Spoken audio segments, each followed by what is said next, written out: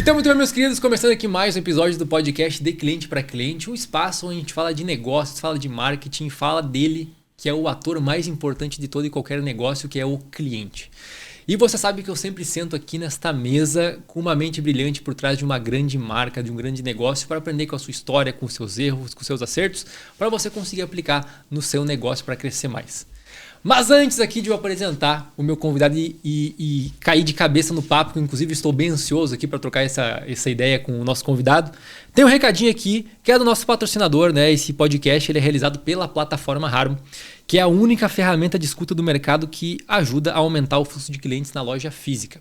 Então a Harmo é interessante porque, pessoal, é a única solução que reúne a gestão do Google My Negócio, gestão de avaliações online e gestão de pesquisa e satisfação, para que tua empresa tenha um controle absoluto da jornada do cliente, da jornada de compra de ponta a ponta, desde o momento da busca, quando o consumidor está lá no Google, até o pós-venda. Então, se você tem uma rede de lojas físicas e quer monitorar a experiência dos teus clientes ponta a ponta e ainda usar isso para vender mais, tu fala com a Harmo para entender melhor como é que isso funciona. Então, tem um QR Code aqui na tela ou um link na descrição para mais informações. Muito bem, meus queridos. Muito bem, muito bem. Então, vamos aqui. Eu tô com um cara que tem mais de 30 anos de experiência em marketing, atua em grandes agências como Ludoca, Neograma BBH e África. Foi sócio da Reunion Sports Marketing, atendendo marcas como Red Bull, Sky, Vivo. Liderou o marketing da Mitsubishi Brasil por 8 anos e foi CEO da Stock Car. Cara, isso eu quero entender melhor esse negócio aí. E atualmente é vice-presidente de marketing da HPE Automotores, que é responsável pelas marcas Mitsubishi e Suzuki aqui no Brasil. Seja muito bem-vindo, Fernando Giulianelli. E aí, meu querido? Tá bom, tudo bem? Obrigado pelo ótimo. convite aí. Cara, obrigado por aceitar, obrigado por estar aqui. Tô muito ansioso por esse papo, porque eu tenho um relacionamento meio de criança com o mercado automotivo. O meu pai, ele é um cara apaixonado por carros. Ele entende tudo de carro. Ele não é mecânico, mas ele é. Até quando a gente era criança, eu e meu pai, a gente era viciado num programa chamado Overhauling. Não sei se você conhece. Sim, com o Chip Fuse. Isso, exatamente. E a gente fez um overhauling em casa, né? A gente comprou um Fusca 76, se reformou em casa durante 8 meses. Que legal, cara. A única coisa que a gente não fez em casa foi o motor. O resto a gente fez tudo. Eu tinha uns 12 anos por aí. E daí eu descobri que com uma chave Phillips e uma chave 13 tu desmonta e monta um Fusca. Né? Exatamente. O Fusca, ele é coringa desse jeito. Enfim, daí o meu pai é um grande apaixonado. Meu pai tem projetos hoje pessoais. Hoje ele está reformando um DKV agora. Ah, que legal. Ele comprou aqui em São Paulo uma lata velha e tá lá. Todo final de semana ele tá intertido. Ele tem uma revenda de carros também. Então... Você sabe que esse é o meu plano de aposentadoria, né? É mesmo? A hora que eu parar com a vida executiva, é isso, assim, achar um lugar que eu tenha uma garagem e possa restaurar carros antigos, assim. É muito legal. Deve ser muito terapêutico. Eu, por exemplo, eu tenho um Opala no meu nome. Eu tenho que estar lá em Santa Rosa, mensagem de Natal. Então é muito gostoso, assim. Então eu quero entender um pouquinho mais, né, o que uma grande marca aí, como é que ela entrega a experiência do consumidor. Mas antes de entrar um pouquinho na Mitsubishi, Fernando, queria entender um pouquinho da tua história, né? Cara, tu foi empreendedor, né, da publicidade, foi pro mundo automotivo. Sim. Como é que aconteceu essa transição? Me conta um pouquinho, assim, da tua trajetória, né? Acho que um pouco parecido, né, que você começou a falar um pouco da paixão de carro, né? Eu desde pequeno, assim, um monte de amigos, primos, tal, atrás da bola, e eu com o carrinho na mão. Então, sempre gostei muito de carro. E... eu brinco que eu falo que a minha mãe falou medicina, eu entendi oficina. E aí corri de kart quando era moleque, enfim e tal. E sempre tive envolvido nesse mundo da gasolina. E depois eu fui fazer publicidade. E uma coisa que foi meio natural é pelo fato de eu amar muito esse setor automotivo, gostar muito disso e tal. Sempre as agências acabavam me procurando para gerenciar a conta, cuidar dos negócios das montadoras que eles tinham conta. E eu acabava me destacando pelo interesse do... né? Então, falou, cara, se eu fosse atender conta de salsicha, provavelmente eu não teria sido um profissional tão dedicado quanto eu fui quando eu atendi a conta de carro. E foi aí que eu criei essa relação tanto com motorsports, né, quando eu corri, quanto pelo setor automotivo. E eu acabei me relacionando através o Mitsubishi virou minha cliente. A gente se conheceu profundamente, né? Nos conhecemos profundamente como negócio. E quando eu tive esse convite em 2011, quando eu vendi a minha agência para assumir como CMO da Mitsubishi Motors, fiquei lá durante 8 anos. E em 2020 eu recebi uma proposta para assumir um super desafio que era fazer a transformação da Stock Car. Um fundo de investimento tinha adquirido os direitos da Stock Car, eles me convidaram para ser o CEO da operação. Eu fiquei de 20 ao fim de 24, então eu fiz 5 temporadas, né? Temporada de 20, 21, 22, 23, 24.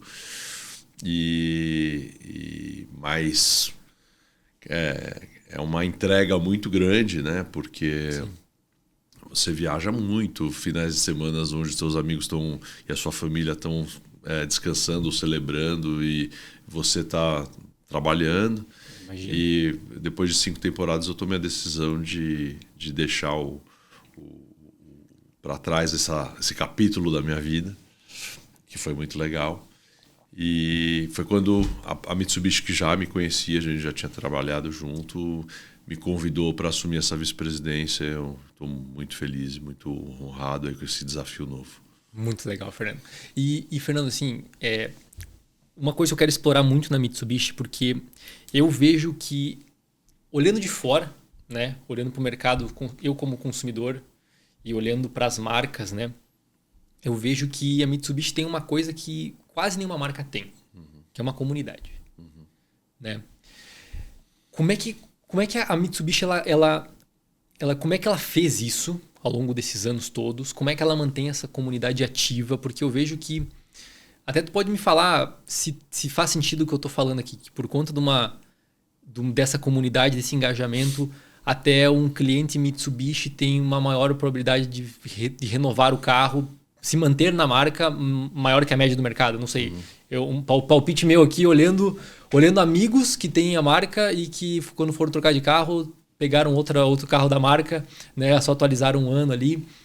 Então, explica um pouquinho sobre esse ecossistema Mitsubishi para a turma entender um pouquinho mais o que representa, né? A gente há mais de 30 anos, né, tem a plataforma de eventos, então acho que mesmo antes desse mundo todo de produção de conteúdo, de redes sociais, enfim. Acho que muito similar também ao que a Harley Davidson faz. E a gente acredita que para você construir uma marca forte, para você ter uma relação forte com seus clientes, não basta simplesmente você trabalhar o core business do teu produto, né? Então, uma marca de luxo, quando vende uma bolsa, ela não está vendendo só uma peça para você colocar coisa dentro e transportar. A Mitsubishi, quando chegou no Brasil, ela já era uma protagonista no mundo dos rallies, né? Já era a marca que mais tinha vencido o WRC, mais vencido o Rally Dakar, enfim. E uma escolha que a empresa fez foi, primeiro, um pensamento bem mercadológico mesmo, falando assim, pô, peraí. E é assim até hoje, tá? Por incrível que pareça, pouca gente sabe disso, mas 90% do Brasil não é asfaltado. Né? 90%? 90%. Caramba. E os 10% que são asfaltados, a gente sabe a porcaria que é. É verdade. Então, a gente costuma falar que o Brasil é um país off-road. Né? Total. Aí a outra coisa é que é um país continental, né? De grandes distâncias, enfim, um país que tem pouca malha de trens. Né? Então, você pega, por exemplo, na China, faz sentido toda a história do carro elétrico, porque ninguém viaja de carro, todo mundo viaja de trem. Então, o cara usa o carro para ir para o ponto A para o ponto B nas cidades. Perdão. Então a gente quando olhou isso, a gente falou, pô, peraí, nós temos um carro que é um baita 4x4. O país é um país 4x4. A gente precisa conseguir demonstrar para o cliente toda a capacidade do produto que a gente está vendendo para ele. Porque dificilmente ele vai comprar uma picape para a fazenda dele, para o sítio, para surfar, para colocar bicicleta, para ir trabalhar no escritório, enfim, para ir para um casamento. Mas ele dificilmente ele vai ter todas as oportunidades de engatar todos os 4x4, de entender tudo que o nosso carro, a tecnologia do nosso carro coloca à disposição dele. Estou falando isso há 30 anos atrás, imagina hoje, né? Sim. Então, assim, se a gente está vendendo para ele mais do que simplesmente um meio de transporte que vai levar ele do ponto A para o ponto B, a gente está vendendo também uma máquina de experiência para ele poder pegar o carro e falar, vou sair de São Paulo, vou para o Ushuaia, vou para a minha fazenda, vou fazer a Transamazônica, vou para Floripa, enfim, seja para onde ele resolva ir. A gente precisa criar o parquinho. Então, se ele está comprando brinquedo, a gente precisa ter o parquinho. Uhum. E aí a gente começou a montar esses eventos que são um sucesso. E você tem toda a razão no que você está falando, né? Assim, hoje, só para você... obviamente, as marcas, cada uma tem uma estratégia de revelar qual que é a recorrência, enfim. Mas no nosso caso, mais da metade da nossa venda anual é feita para clientes que já estão na marca. Olha. Então, assim, a gente já começa o ano com o plano de venda, a gente fala assim, bom, metade, ou mais da metade, na verdade, a gente sabe que a gente já vendeu, né? Uhum. Então, isso traz para a gente também uma responsabilidade muito forte do ponto de vista de pós-venda, de atendimento, porque a gente não quer vender um carro para você, a gente quer vender vários carros ao longo da sua vida, e por isso que a gente tem uma preocupação, né? Não é discurso de marqueteiro, né? A Mitsubishi foi eleita pela revista Quatro Rodas, que é a principal revista do setor, como a marca com o melhor pós-venda do Brasil. Olha, legal. Então isso para a gente é a melhor campanha nossa. Lógico que a gente faz campanhas de marketing e tal, mas a nossa melhor campanha é a gente ter uma excelência em pós-venda. Primeiro, obviamente, uma excelência do produto, né? Com um produto muito bom, fica muito mais fácil você ter índices de satisfação no pós-venda. Então, vira um flywheel aí, vira uma bola de neve, enfim, que traz muita segurança para o nosso negócio, muita segurança para os nossos consumidores, para a nossa rede de concessionários. E aí os eventos surgiram muito para isso, para a gente conseguir mostrar... Cara, eu sei que quando você estiver indo para o teu sítio, você não vai fazer esse 4x4, não vai passar num rio com o carro, não vai ter que engatar uma reduzida necessariamente, mas a gente vai mostrar para você que o carro faz tudo isso. E aí, obviamente, você vai criando comunidade, né? As pessoas vão se conhecendo, vão se criando turmas, casais vão nascendo, famílias vão nascendo. Eu recebi outro dia uma carta muito impactante, assim, um e-mail, né, na verdade, muito impactante, de uma avó falando que era graças à picape da Mitsubishi que ela e o avô tinham comprado, que ela tinha uma relação de amizade verdadeira com os netos, porque o vô e a avó resolveram, eles eram aqueles já estou na terceira idade, agora eu vou lá visitar meu avô no domingo para falar que eu visitei meu avô. E eles compraram o Mitsubishi e convidaram os netos para fazerem os ralis com eles. Então eles falaram, a gente tem um calendário anual, a gente viaja junto, a gente dorme no mesmo quarto, meu neto estuda como navegar melhor. Ele falou, a máquina Mitsubishi fez a gente reconectar a família inteira em volta desse assunto. Então, para a gente é um motivo de muito orgulho. Cara, que legal.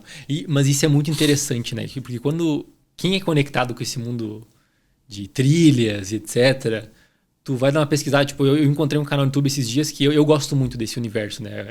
Eu gostaria de fazer mais, assim. Tem uns trajetos 4x4 na Patagônia. Puta, é animal, né? Tem um negócio de neve. E tu vai ver, daí tu olha os vídeos, tu olha a galera que tá lá, 80%, 70% dos carros são Mitsubishi. Isso. E daí meio que tu já vai admirando a marca, porque quem quer fazer mas eu preciso de um carro para isso. A galera usa Mitsubishi.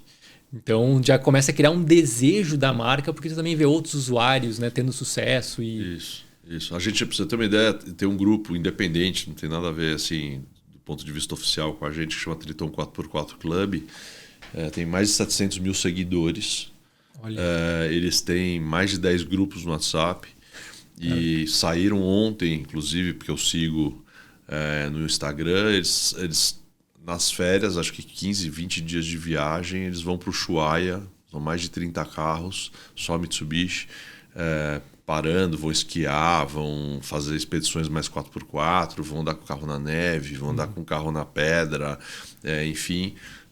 E isso é muito legal, né? Porque é uma coisa verdadeira, né? Não é uma coisa que você pega e vai lá e compra, é uma coisa que você constrói.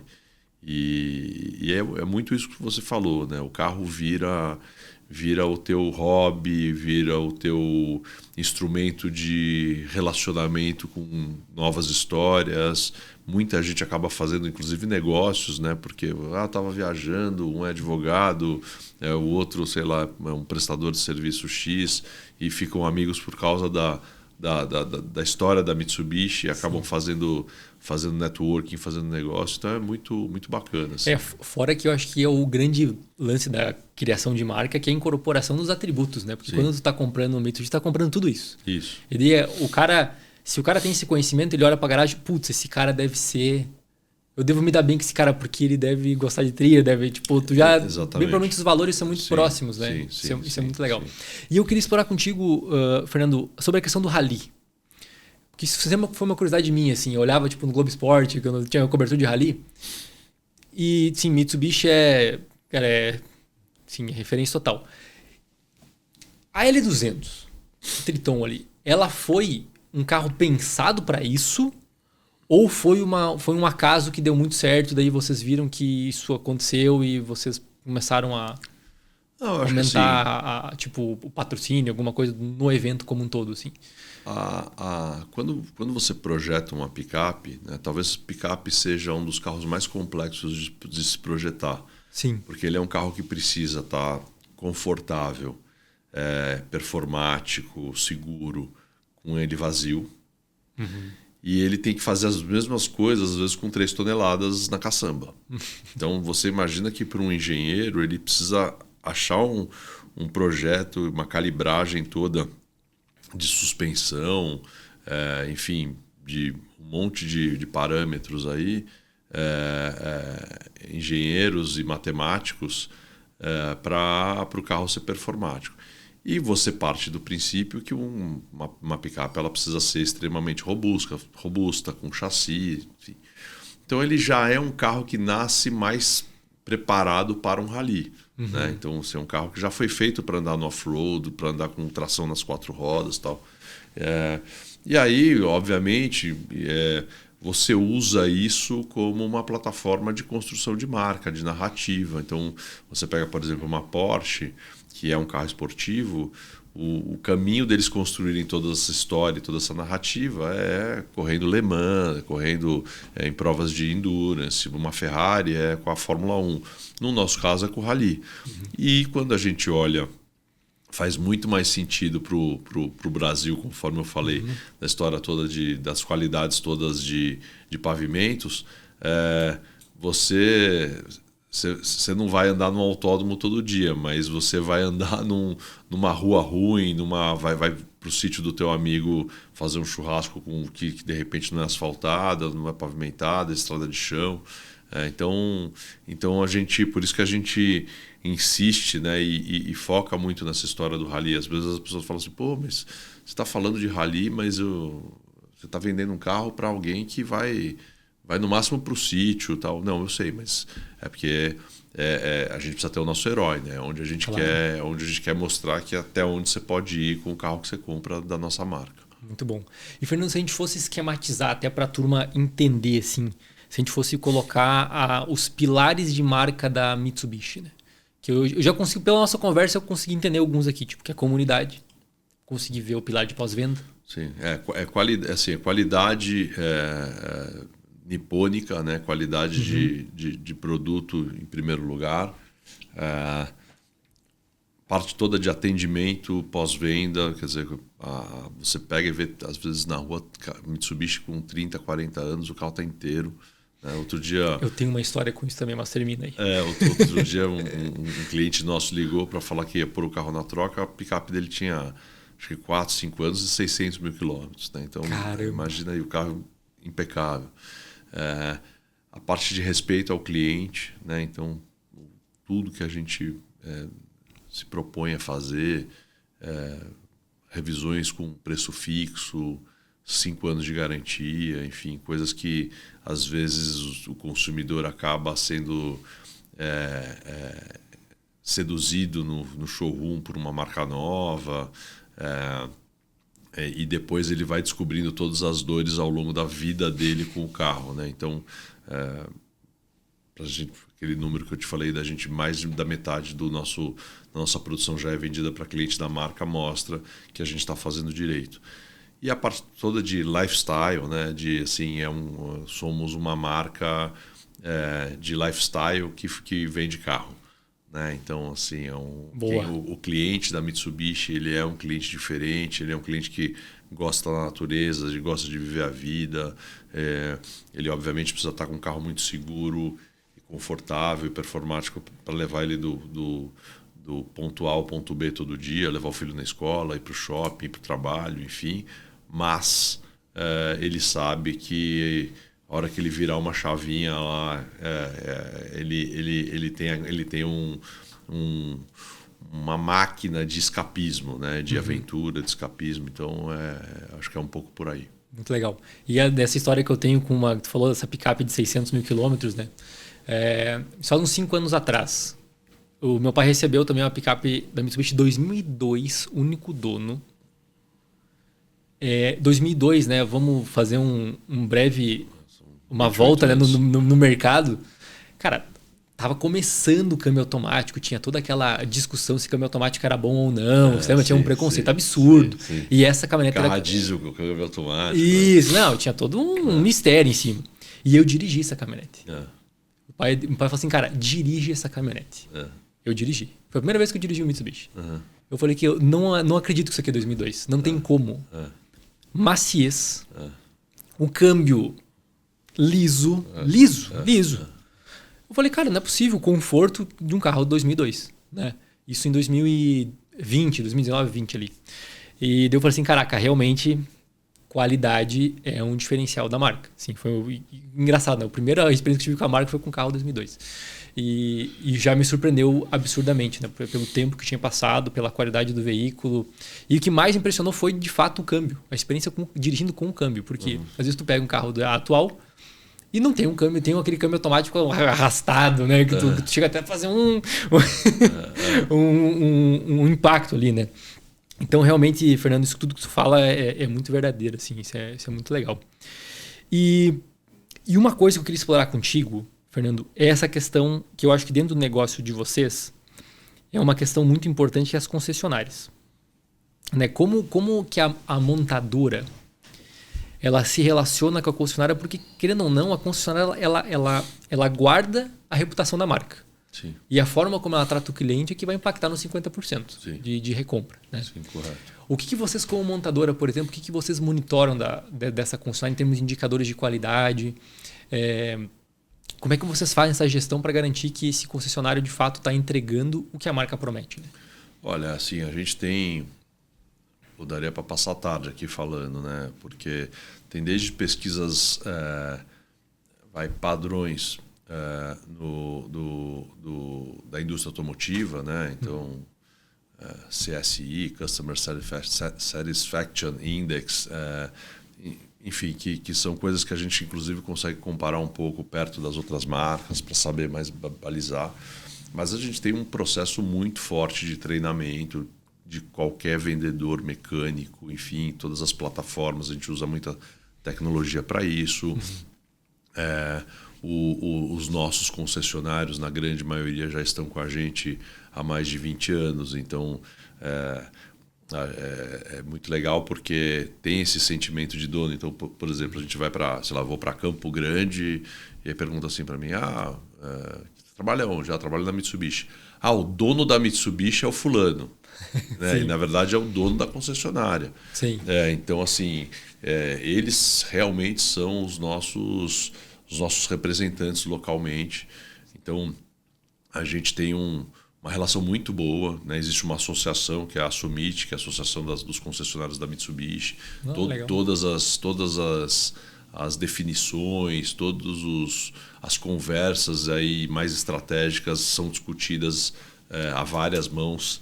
A tecnologia nos ajuda muito hoje, né? Porque você entra numa videoconferência e fala com a rede inteira, põe pesquisa, né? O que a gente acha. A empresa cada vez mais está usando dados para ser mais assertiva na gestão. Então, a gente olha muito dado, vê muito o que está acontecendo. Então, às vezes, o concessionário nem chegou a perceber algum comportamento na região dele sobre alguma coisa e a gente já viu através de dados e já entra em contato e fala, olha, a gente está entendendo que esse parâmetro aqui não está, né, esse índice aqui não está condizente com o que precisa ser, precisamos tomar alguma ação em cima disso. Então, acho que tem isso. E tem também, assim, né, hoje tanto os elogios quanto eventuais feedbacks e críticas chegam muito rápido também na gente. Né? Então, todo mundo sabe que se eventualmente algum cliente teve algum tipo de problema, isso vai chegar para a gente rápido, né? Se não for resolvido localmente. Então, é muito efetivo esse tipo de gestão. Boa. E até porque, né, esse prêmio da Quatro Rodas que vocês ganharam, né, de melhor pós-venda, hoje em dia, se isso não fosse verídico e verdadeiro, seria rapidamente desmascarado também. Porque, cara, a internet hoje é uma loucura, né? E o mercado automotivo na internet também é uma loucura. As comunidades que se criam, os reviews de carro. Os especialistas. Né, os grandes especialistas. Tá cheio de especialistas. Cara, tem muito. É uma coisa de louco. Assim. E a galera taxa carro mesmo, né? Taxa enfim, às vezes o cara não tem o conhecimento aprofundado, né? E uma coisa, Fernando, que eu queria explorar contigo, que eu acho que é muito relevante, principalmente no setor automotivo, é a mudança do comportamento do consumidor. O que vocês perceberam, o que vocês percebem, né, do perfil de comprador que compra um carro hoje por cara que comprava um carro há 10, 15 anos atrás? Acho que o primeiro ponto é que o consumidor chega muito mais preparado, muito mais informado no showroom. Boa. Né? Então, antes ele ia até uma concessionária para primeiro descobrir o carro, para depois fazer o test drive do carro e abrir uma negociação. Hoje essa jornada é toda digital, né? Então, assim, hoje ele começa toda a parte de descobrir o carro, de comparar com o concorrente, e entender se cabe no bolso dele, fazer até uma pré-aprovação de crédito através da tela.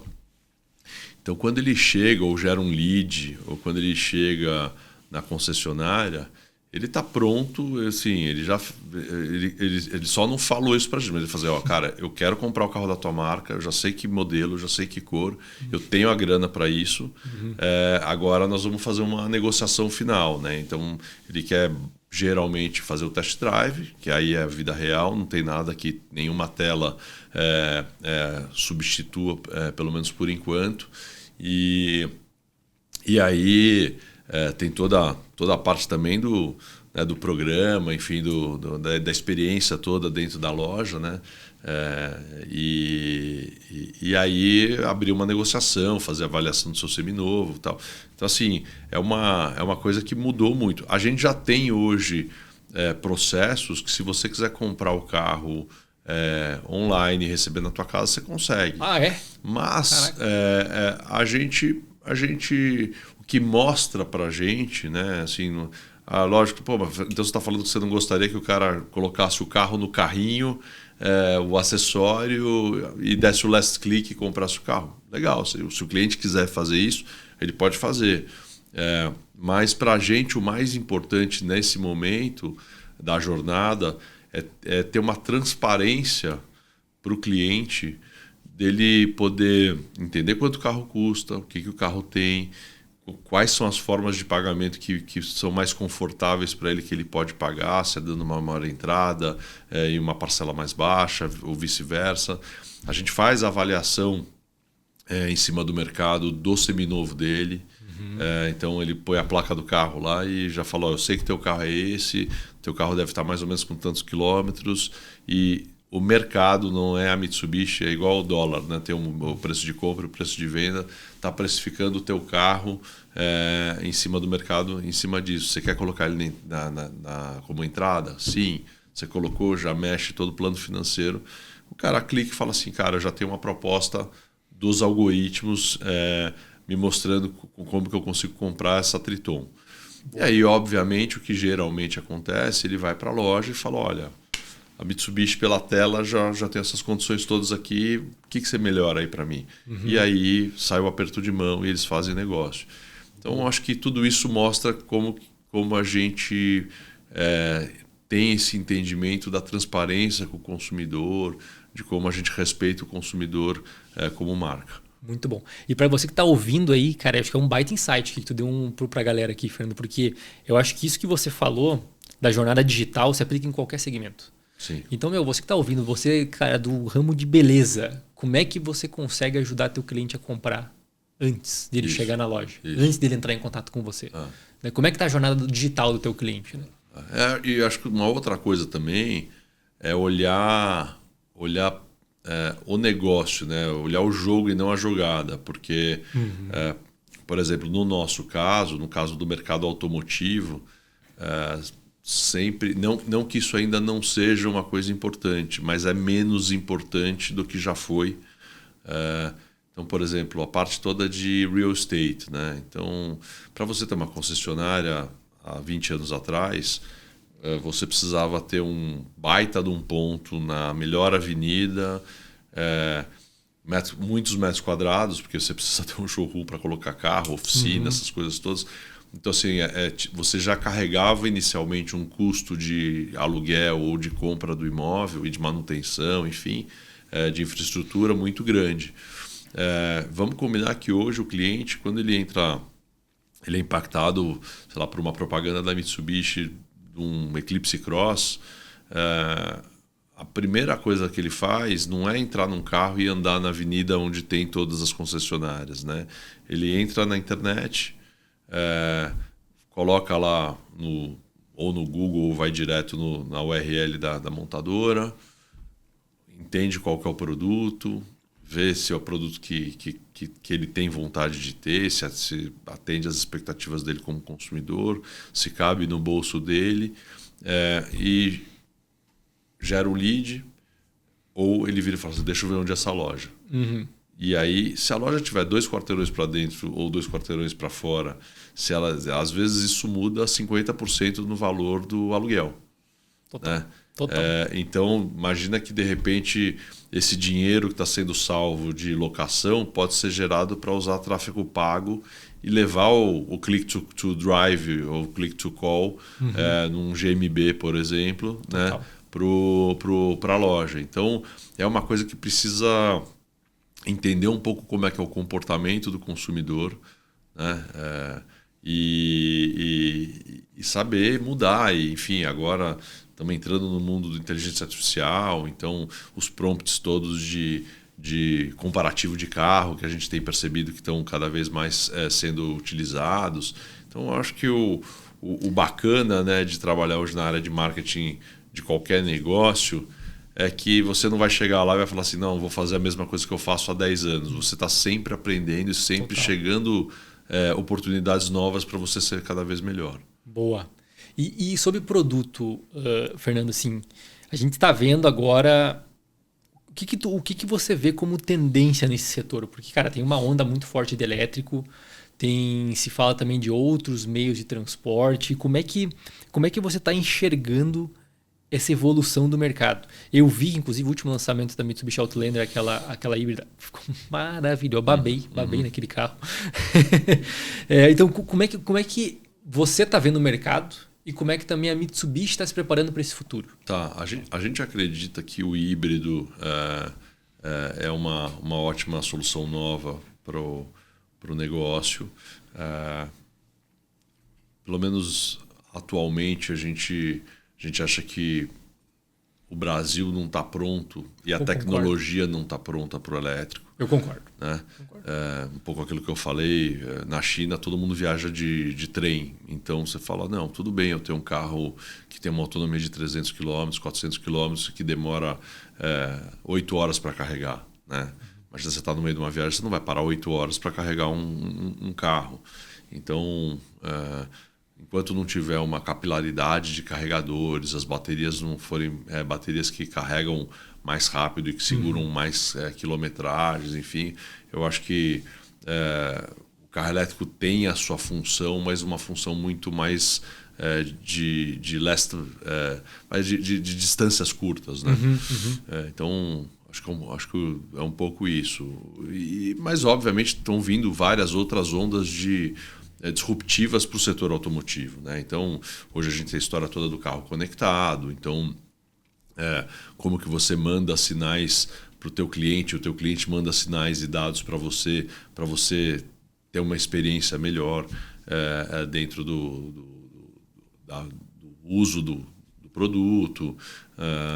Já existem iniciativas pelo mundo de carros autônomos, né? Então não dá para falar se isso vai ser em 5 anos, em 10 anos, porque isso não depende só da tecnologia, né? Hoje assim, o carro já anda sozinho e já tem... Sim, mas imagino que isso não implica do ponto de vista legal de mudar leis, tanto leis de trânsito até leis de responsabilidade. Então assim, tem... Falam em carro voador, né? Em drones. Então tem muita coisa acontecendo, né? Hoje o que a gente precisa é entender no tempo certo, no time to market, o que o nosso consumidor quer e o que ele precisa, o que é seguro para ambos os lados e oferecer isso através dos nossos produtos. Perfeito. E para a galera entender um pouquinho, que eu acho que é uma curiosidade bacana, assim. Por exemplo, agora vocês lançaram essa Outlander nova. Quanto tempo para lançar um novo modelo no mercado? Tipo assim, qual que é o ciclo de eu renovar um carro? Porque tipo assim, eu vejo que tem duas edições, né? Tu lança um carro e depois ao longo dos anos faz um facelift nele, mas tipo a estrutura do carro, a base é a mesma, e daí depois tu tem um grande lançamento que tu vai fazer estruturalmente vai mudar o carro, né? Isso. A média de mercado, lógico que tem montadoras que fazem, até porque depende muito do produto, se é um produto mais simples, um produto mais complexo, tá? Sim.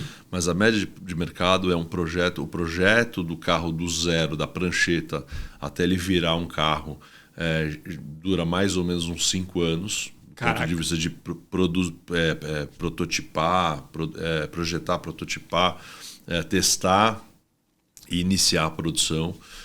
Custa mais ou menos $1,5 bilhão cada carro novo.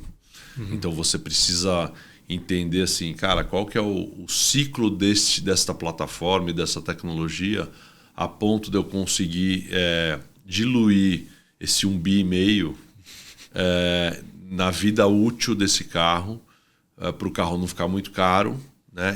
E para você conseguir pagar tudo isso. Então... Geralmente, uma geração de carro dura mais ou menos uns 10 anos do ponto de vista de plataforma começo ao fim. E ao longo desse mundo, de repente de 3 em 3, de 4 em 4 anos, ele vai sofrendo facelifts, né? Mas aí são mudanças de o para-choque, um farol, uma cor de couro, às vezes um multimídia, alguma coisa assim. Mas o projeto inteiro, o produto inteiro um pouco mais. E o powertrain, que é a parte de motor, câmbio, ela é um pouco mais longa também, porque é uma coisa mais complexa e mais cara que pode ser aplicada aí mais ao longo do ano. Lógico que eu estou falando isso uma coisa super média de mercado dos dias de hoje, né? Então, mas é só para as pessoas entenderem um pouco o que é legal, como é que funciona. É legal porque às vezes a gente, cara, tá no dia a dia todo mundo tá dentro de um carro e às vezes não faz ideia, né, do que tá por trás da produção de um carro. Sim. E uma coisa também, Fernando, que eu acho que é legal da galera entender, que por mais que a marca é uma marca global, cada país tem uma estratégia. Sim. Né? Como que a estratégia Mitsubishi Brasil difere, por exemplo, da América do Norte, da Europa, de Ásia, assim, só para entender um pouquinho das diferenças do mercado, né? Tipo, eu vejo que tem marcas, por exemplo, que tiraram os carros e ficaram só com picapes no Brasil, que entenderam que isso é mais rentável. Sim. Tu vai para a Europa, por exemplo, uma outra marca que tipo, no Brasil é só carro de entrada, na Europa já tem carro super esportivo. Assim, meu Deus, é a mesma marca que tem no Brasil, não é possível, né? Sim.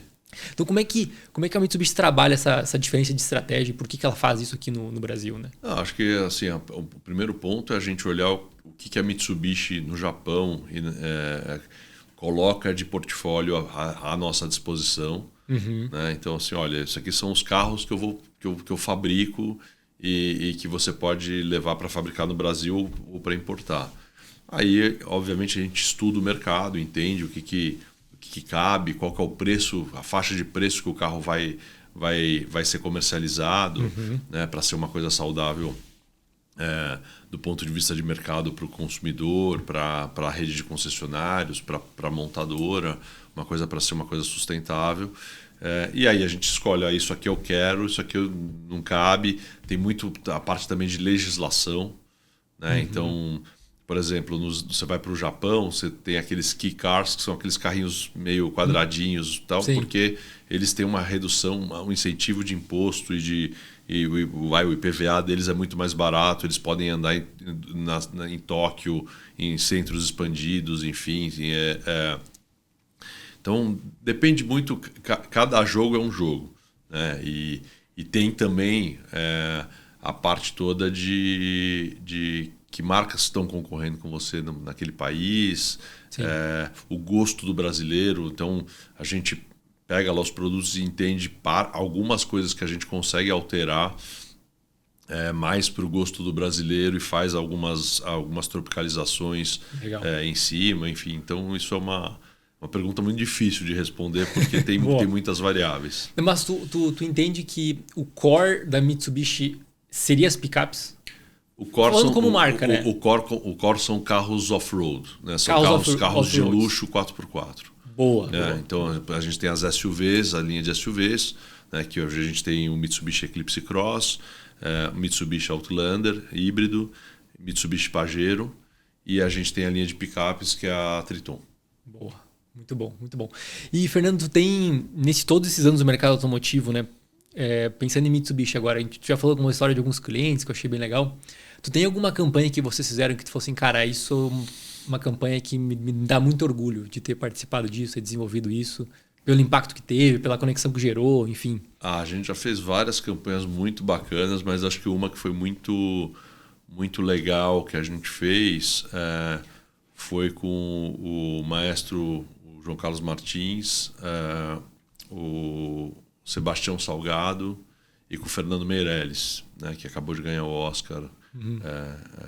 E são 3 lendas, né? A lenda do cinema, da fotografia, da música, e a gente contratou eles para lançarem a lenda Pajero, né? Então isso foi muito, muito legal, foi uma campanha muito sofisticada, muito bacana, muito bonita.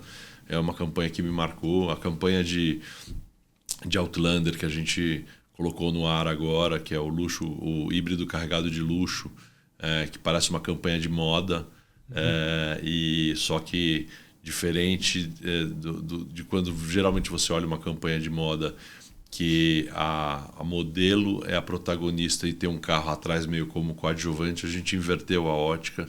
Então a modelo é a coadjuvante e o carro é o protagonista. Então ficou muito bacana, a gente tem muito orgulho dessa campanha. Então a gente sempre fala que a campanha mais legal é a próxima que a gente vai lançar, né? Então é difícil de responder, mas essas marcaram bastante. Que legal, que legal. E, Fernando, qual que foi o melhor conselho que tu já recebeu na tua vida que tu aplica até hoje? Olha, acho que foram vários, tá?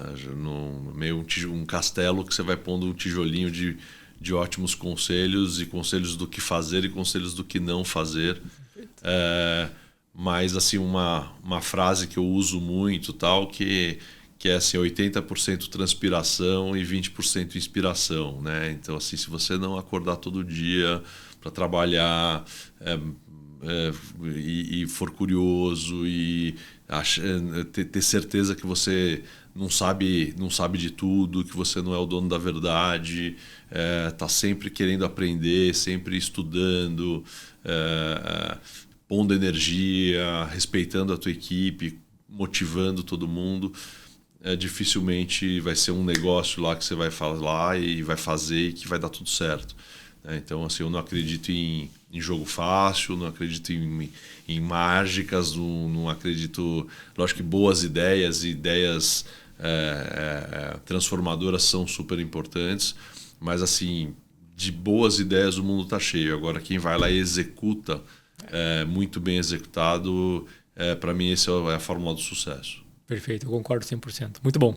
E Fernando, você como, né, um VP de marketing, uma grande marca, se tu pudesse abrir a cabeça de todo mundo e plantar uma memória nelas, que vai ser essa memória que eles vão lembrar da Mitsubishi, que memória é essa? O que você colocaria na cabeça da galera? Assim, a gente cada vez mais tem entendido que o mundo, que as pessoas elas querem pertencer, que elas querem ser e não ter, né?